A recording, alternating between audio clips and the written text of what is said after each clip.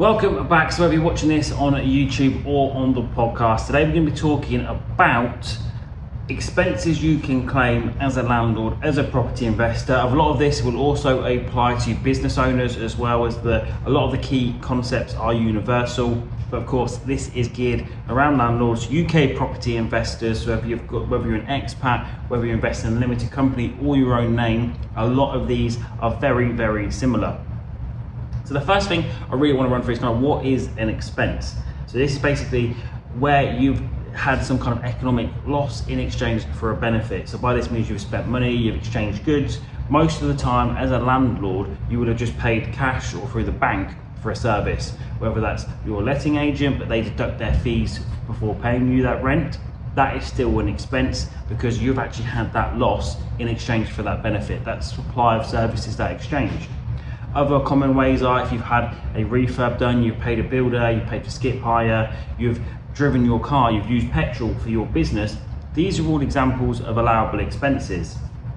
So most of the time, pretty much all expenses are allowable, except for the certain few that are disallowed. The most common ones that you'll come across as a property investor are business entertaining. Business entertaining is not a tax deductible expense. So if you were taking a landlord or a client or someone like that out for a lunch, that would actually not be tax deductible because it's specifically disallowed. And also for landlords investing in their own name, mortgage interest, as you well know, is also disallowed under the Section 24 finance cost restrictions. But we'll touch on that now. We'll jump in because there's probably a lot of people might be thinking, okay, how does that work? So prior to 2016-17, when it started getting phased in, mortgage interest was just like your telephone bill. It would come off of your profit. So you get all of your rental income that comes in, you deduct all of your allowable expenses. That bit that's left at the end is your profit, and you pay tax on that. It's straightforward. However, what happened then was they started to disallow the mortgage interest, and as a result, you don't deduct that at all when calculating your profit. So you have all of your other allowable expenses, and then your profit, and then you pay tax on that. Very unfair because mortgage interest, as you well know, is the biggest expense that you pay as a landlord.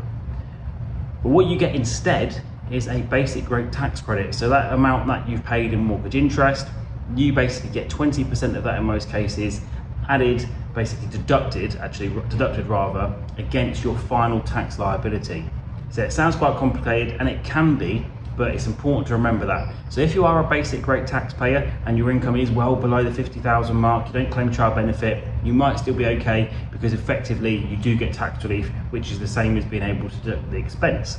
But if you're a higher rate taxpayer or kind of getting any kind of working tax credit, child benefit, anything like that, then actually you probably are worse off because you end up paying tax at 40% on those profits, but only get 20% tax relief on that mortgage interest.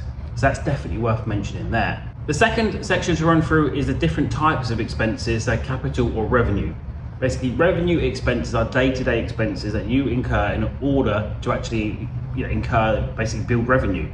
So this might be the mortgage interest. Essentially, if you're in a limited company, that's still a normal expense. However, if you're in your own name, it's subject to the add back, as previously mentioned. But letting agents fees, EPCs, gas safety, stationery, mobile phone expenses, all of your insurances, any ground rents that you pay, website hosting, business cards, training costs, networking events, all of these costs that you incur in order to grow that business and run that business, these are revenue expenses. And this means that it gets deducted against revenue. In this case, rental income from your property portfolio. So all of these revenue expenses that you incur get added up, and then basically you've got your revenue at the top, your income from landlords, deduct all of your revenue expenses, and that's your profit, which you'll pay tax on at the end. And then we've also got capital expenditure. And this is basically where this expenditure is going to bring an enduring benefit to your business. So when you buy a property, the actual purchase of the property itself, that is going to give you benefit for years to come. So that is capital expenditure, as is all of the associated costs. So the stamp duty, the legal fees, the surveying fees, the land registry, all of this basically gets added together, and then you only get tax relief when you sell it against capital gains tax. So for capital gains tax purposes, you can deduct that cost then, but you can't deduct it now against your income tax. Other examples of capital expenditure would be when you do a refurbishment on the property. So if you do a big refurb where you actually improve the property so that it's better than it was before from an actual use point of view, and by this I mean you have to knock down walls, you have to actually add new cabinets, you have to put a bathroom in where there wasn't, because now that actually there is an improvement to the property, then that is capital expenditure and you only get tax relief when you sell the property. But if you replace something like for like, but it's just newer and it looks better, most of the time that can still be an allowable revenue expense, which means it's going to help save you tax now and is much preferred in most cases. One point to mention is that loan arrangement fees. This is one that often gets missed when reviewing returns from other tax advisors, is that they capitalise this, they consider this to be part of the purchase. It isn't. There's HMRC guidance and standards on this. When you purchase that property and you get a mortgage application for 2, 5 years, however long the fix is, you can deduct that cost, your broker fee and the mortgage arrangement fee. That is either subject to the add back provisions for investors in your own name, where you get the same treatment as the mortgage interest, or if you're in a limited company, that is a tax deductible revenue expense. So make sure you don't miss out on that one. Other factors to consider, some kind of big expenses that sometimes people underclaim, would be using your home as office. So as a property investor, if you work from home, you can actually claim the flat rates. I'll put a link in the bio if you listen on the podcast or on the YouTube channel as to where you can find this information.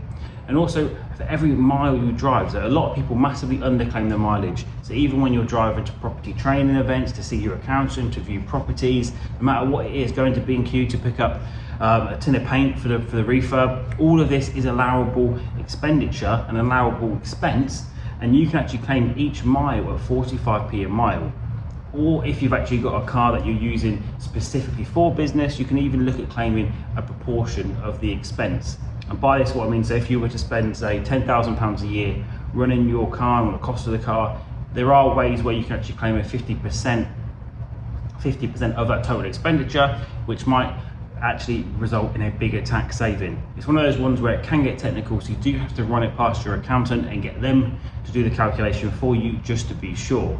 One question I get asked all the time is all about furnishing the property. So actually, in this case, there used to be a wear and tear relief that was available where you let your property furnish. This has been scrapped a good few years ago. And actually, if the property is fully empty when you purchase it, but you put some furniture in there, that is not tax deductible. It's only the replacement that is tax deductible under the replacement of domestic items relief.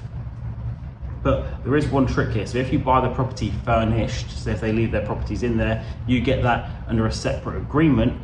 Then when it comes to you replacing those items, that can actually count as a replacement and you get tax relief on that. So that's all for this video. Just quickly running through what types of costs are allowable for landlords, revenue v capital, a little bit about the mortgage interest in there as well. There's tons more of this on the YouTube channel in the other areas. Do just click that search bar, go for allowable expenses, property tax, and you'll see them in there. Otherwise, that's all for now, guys, and I'll see you next time.